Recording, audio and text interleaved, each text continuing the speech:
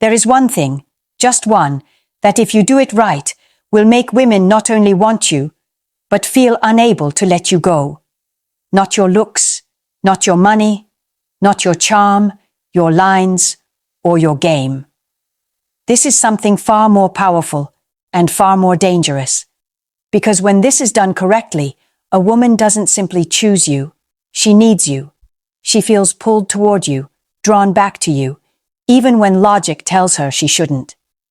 And when it's done wrong, you don't create desire. You create obsession, emotional chaos, a situation you can't easily escape. So here's the uncomfortable question you need to sit with for a moment. Why is it that some men barely try, yet women can't stop chasing them, while others do everything right and still get replaced? The answer isn't flattering, but it changes everything you think you know about attraction. Attraction isn't logical. It's psychological. And once you understand the mechanism behind it, you stop guessing and you stop chasing. Before we go any further, make sure you like this video and subscribe to the channel. If you're here to understand women beyond fantasies and surface-level advice, you're in the right place. Now let's talk about what women actually chase and why most men never see it coming. Most men believe attraction is built on being wanted. That if a woman wants you, your attention, your presence, your effort, you're doing something right. And at first, that feels reassuring. Want feels like progress. Want feels like validation. But want is weak. A woman can want many things at the same time. She wants affection. She wants stability. She wants excitement. She wants to feel desired. None of those wants bind her. None of them anchor her. Want is optional. And anything optional can be replaced the moment something slightly better appears. Need is different. Need isn't a preference. It's not a conscious decision. Need operates below logic, below standards, below promises. When something is tied to a woman's sense of emotional stability, when it becomes part of how she regulates how she feels, she doesn't simply choose it, she orbits it. Think about how easily wants shift. She wants a certain lifestyle until another lifestyle feels more appealing. She wants a certain man until another man offers a better version of the same feeling. Want has a short memory. Want is loyal only to convenience. But need doesn't behave that way. Need is rooted in emotional survival. It's what the nervous system reaches for when it wants relief, grounding, stimulation, or reassurance. When a woman needs something, removing it creates discomfort, anxiety, a sense of lack she can't ignore. And the mind will do almost anything to eliminate that discomfort. This is where most men lose the plot. They work endlessly to be wanted, more attentive, more available, more accommodating, without realizing that every time they make themselves easily accessible, they reinforce one dangerous truth. I am replaceable. Because if you give her everything without friction, without tension, without emotional consequence, you teach her that your presence isn't essential. It's optional. And optional things are always the first to go. When attraction shifts from want to need, the dynamic changes completely. She doesn't evaluate you the same way. She doesn't compare you rationally. She doesn't ask whether you're the best option. She asks herself how she feels without you, and she doesn't like the answer. This is the distinction that rewires attraction at its core. Women replace what they want. They chase what they need. And until you understand that difference, not intellectually, but viscerally, you'll keep mistaking effort for leverage and attention for power. Men often tell themselves a comforting story.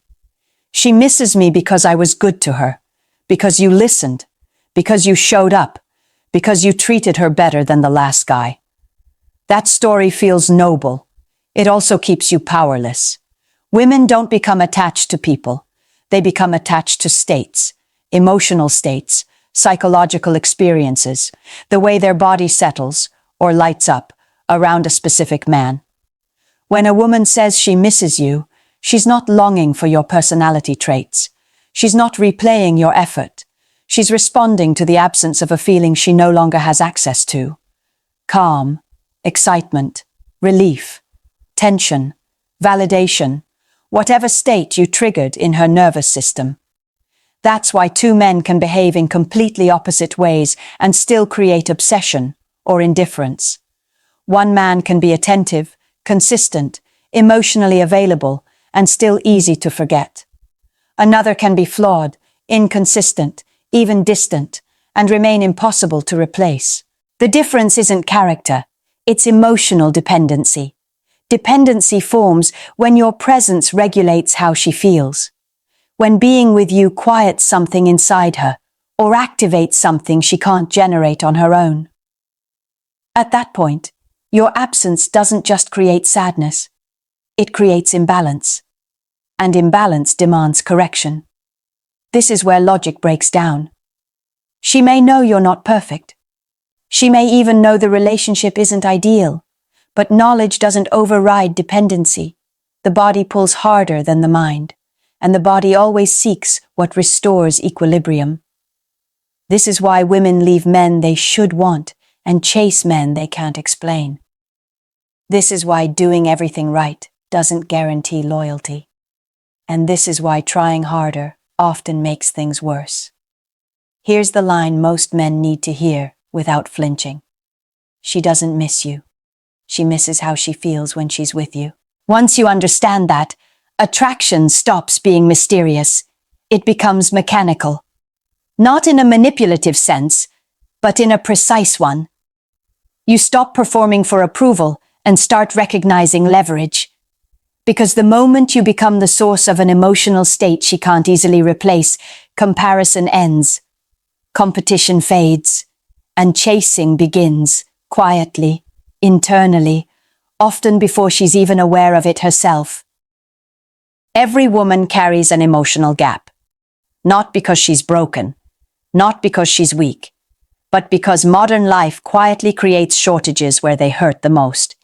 Pressure to perform, pressure to be composed, pressure to be desirable, independent, agreeable, ambitious, often all at once. Over time, something gets neglected, something goes unmet, and that absence becomes a void. An emotional void isn't dramatic. It doesn't announce itself. It operates silently, shaping preferences, reactions, and attraction patterns without ever asking for permission. And once you know how to see it, you start understanding women in a way most men never do. This void isn't about what she says she wants. It's about what her nervous system is starving for. There are 4 primary emotional voids that drive female attraction. Not dozens, not infinite variations. 4. And every woman carries at least one as dominant. Validation, excitement, escape, challenge. These aren't personality traits. They're emotional deficits, gaps created by routine, by expectation, by social pressure, by boredom, by overexposure to men who all feel the same. And when one of these voids goes unfilled for long enough, it begins to pull. That pull is attraction. When a man unknowingly fills one of these voids, he doesn't feel special. He feels confusing, hard to explain, difficult to replace. She may not even label it as attraction at first, just a sense that being around him feels different, necessary, stabilizing or electrifying in a way she can't manufacture on her own. This is where power enters the equation. Because when you become the source that fills an emotional void, you stop being evaluated like other men. You're no longer competing on the same scale. She doesn't weigh you against options. She weighs you against the discomfort of losing access to that emotional relief.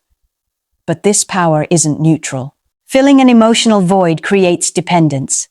Dependence creates attachment. And attachment, when mishandled, slides quietly into obsession.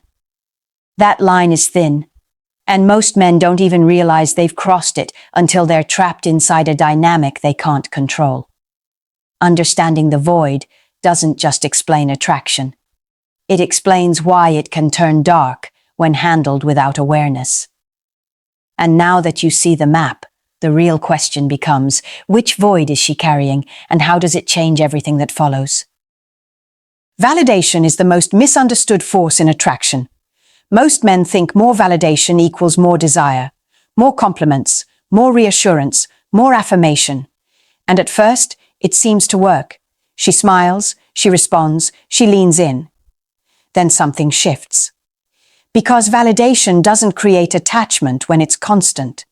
It creates comfort. And comfort, when it's predictable, becomes invisible. The nervous system stops responding to what it can count on. What's always available stops carrying value. Women live in a world of evaluation, social media, work, dating. Attention is everywhere, and because it's everywhere, it's cheap. So validation only becomes powerful when it's unpredictable, when it's earned, when it's selective. This is why inconsistent validation, given deliberately, not carelessly, hits so much harder than endless praise. When she doesn't know when she'll receive your approval, her mind fills in the gaps. Dopamine spikes, anticipation builds. She starts adjusting her behavior, subtly, unconsciously, to regain that feeling. Not because she wants to impress you, but because her nervous system wants the reward again. Give validation too freely, and you teach her that your approval has no cost. Withhold it entirely, and you create distance without connection. But when validation comes and goes with intention, it becomes something she chases without realizing she's chasing it. Then there's excitement. Most women aren't bored because their lives are empty. They're bored because their emotional landscape is flat. Routine, responsibility, predictability. The same conversations, the same outcomes, the same men saying the same things in slightly different voices. Excitement isn't about chaos, it's about contrast. A man who introduces emotional spikes, moments that feel different, unexpected, charged, cuts through that flatness instantly. He doesn't overwhelm. He disrupts. He creates tension where there was none, curiosity where there was familiarity. This is why excitement is addictive. Not because it's loud, but because it breaks the pattern. Unpredictability activates attention. Teasing activates play. Mystery activates imagination. And imagination does more work than effort ever could. Once her mind starts filling in emotional gaps on its own, you've stepped out of the role of entertainer and into the role of stimulus. Here's the truth most men resist. Women don't get addicted to men. They get addicted to the emotional experience men provide. Validation makes her feel seen. Excitement makes her feel alive. When you become the source of both, without over-delivering either, you stop being one option among many. You become the emotional high she can't replicate on demand.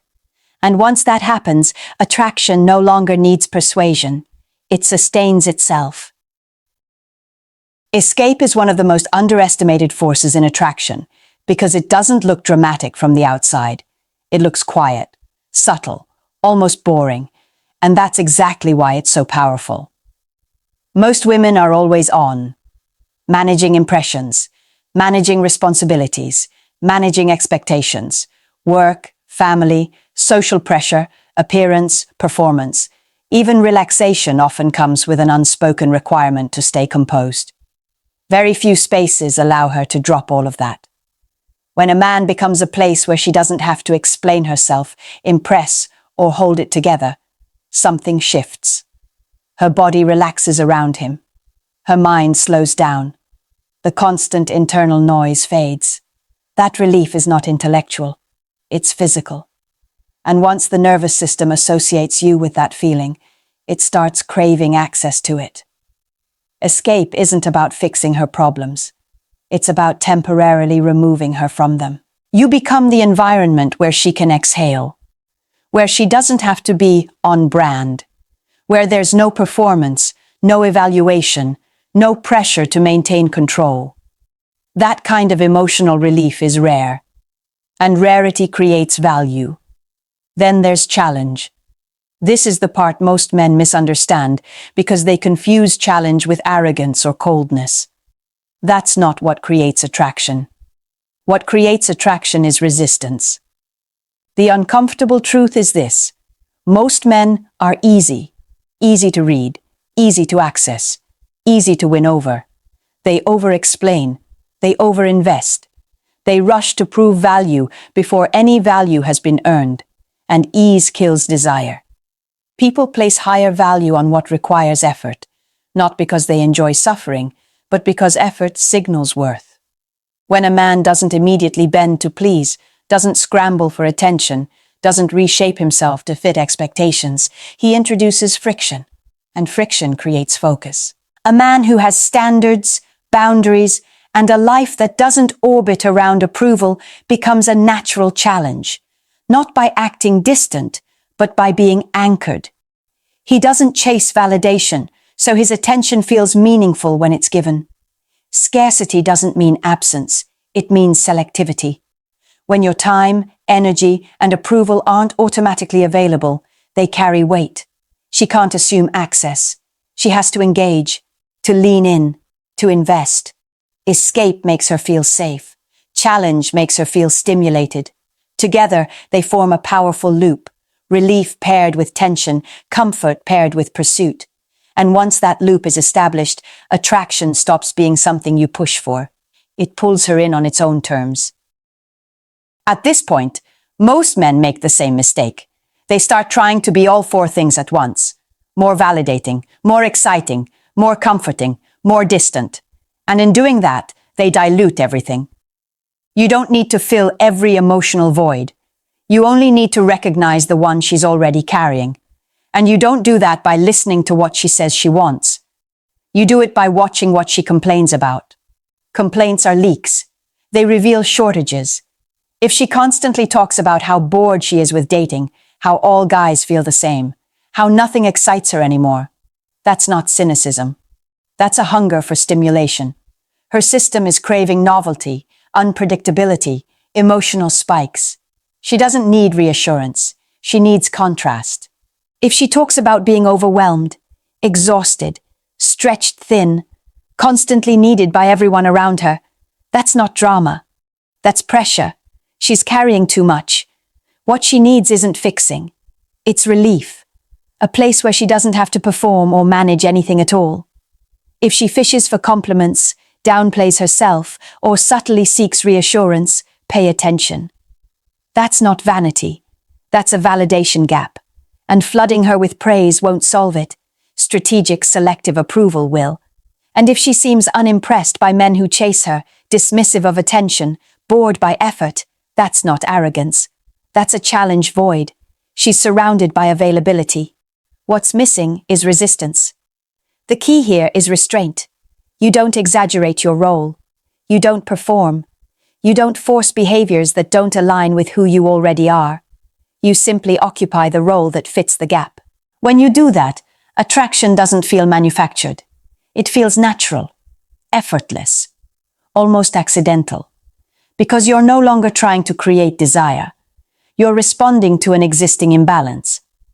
And imbalance, when addressed correctly, always pulls attention toward its solution. There's a line most men never see until it's already behind them. Desire and obsession don't announce when one becomes the other. The transition is quiet, gradual. It happens the moment a woman stops wanting access to you and starts needing it to feel balanced. When you become the source of emotional regulation, you hold real power. Not symbolic power, not alpha fantasy power, psychological power, the kind that can pull someone towards you even when they're conflicted, even when they know better. And that's where things get dangerous, because power amplifies who you already are. In the hands of a weak man, it turns into manipulation. He enjoys the chase too much. He withholds to feel important. He feeds dependency because it makes him feel secure. And eventually, the dynamic collapses under its own weight, into resentment, chaos, or emotional damage on both sides.